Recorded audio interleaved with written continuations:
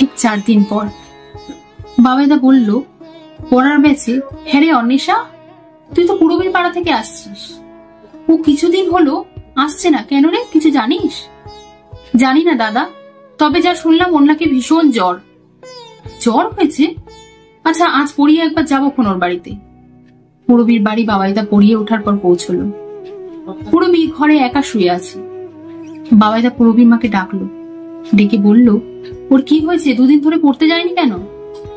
আর বলো না বাবাই, ওর তো গায়ে খুব জ্বর, জ্বর কিছুতেই কমছে না।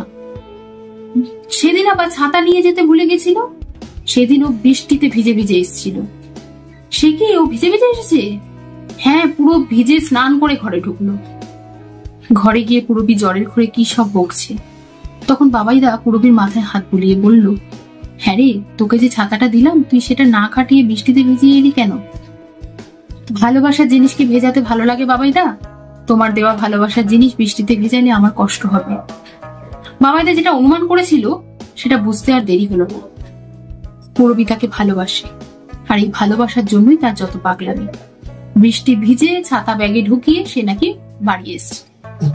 আমি পাড়ার সনদ ডাক্তারকে বলেছি, ও এসে দেখে যাবে, আর ওষুধপত্রও দিয়ে যাবে, আর শরীর ঠিক হলে পড়তে পাঠিয়ে দেবেন।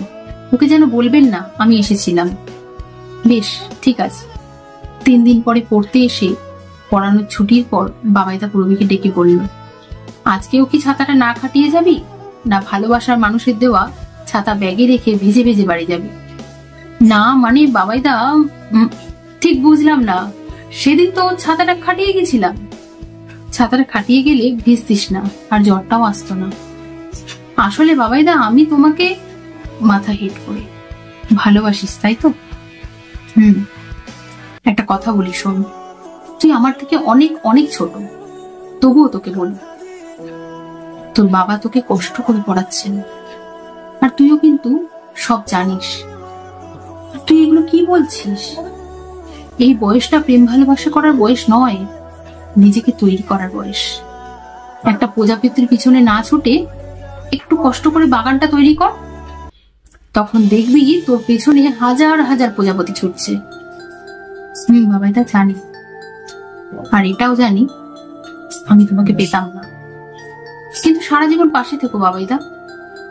আমি সারা জীবন তোর পাশে থাকবো। না থাকলেও আমার দেওয়া এই ছাতাটা ভালোবাসার ছাতা হিসেবে তোর কাছে সারা জীবন থেকে যাবে। কি বলিস? নমস্কার।